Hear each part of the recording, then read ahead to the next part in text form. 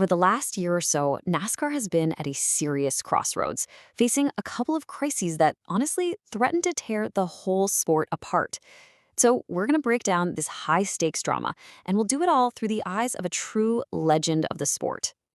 You know, when a Hall of Famer like Mark Martin says something like this, the entire sport stops and listens.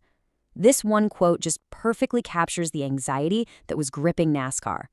So what on earth had a seasoned veteran this concerned? Well, the crisis was this legal storm brewing behind the scenes, one that was threatening to rip the sport apart from the inside out.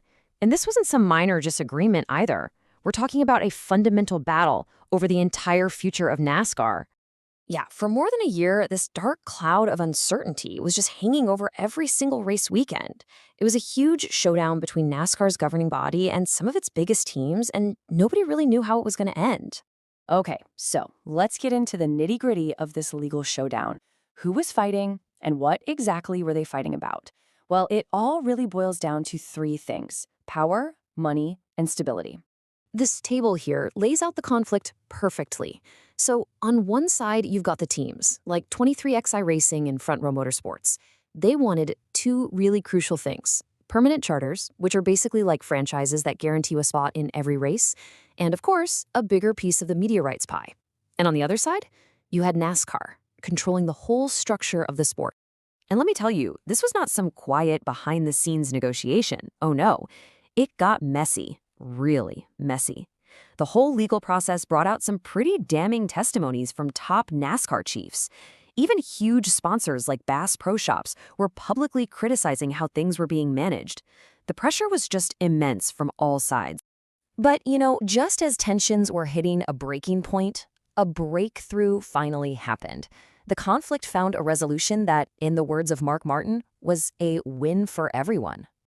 And this slide right here gives you a sense of the sheer financial scale of that win for the teams. A settlement was reached that landed somewhere in this massive range. This wasn't just a handshake and an apology. This was a significant financial commitment to get the relationship back on track. So, what did this settlement actually achieve? Well, a few really important things.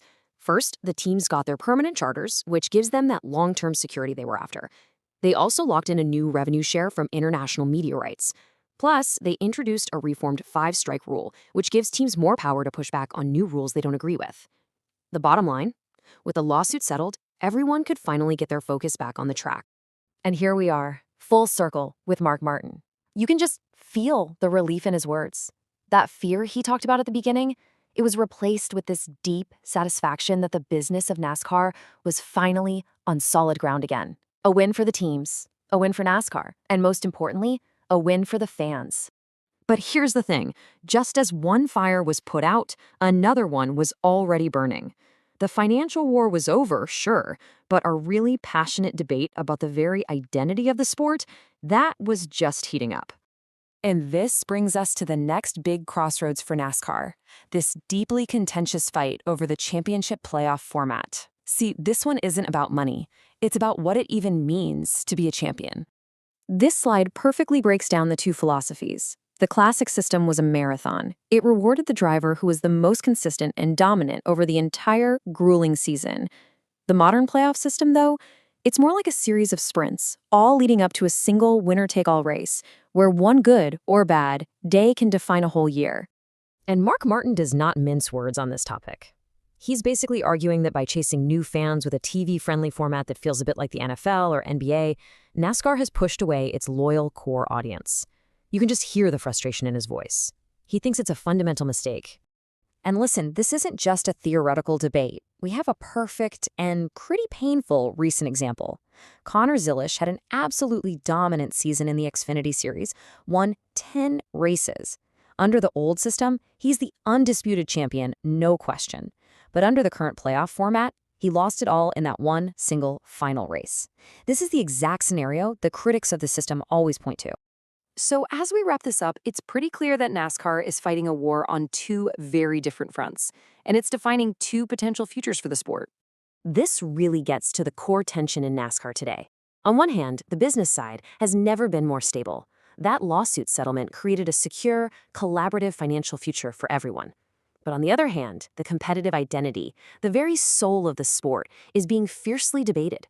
What does it actually mean to be a champion? Is it consistency over a whole season, or is it just victory in one high-stakes moment? And that leaves all of us with this final, crucial question. In its quest for growth, does NASCAR honor the tradition that built its core fan base, or does it keep evolving for a modern television audience? The path it chooses is going to define its legacy for generations to come.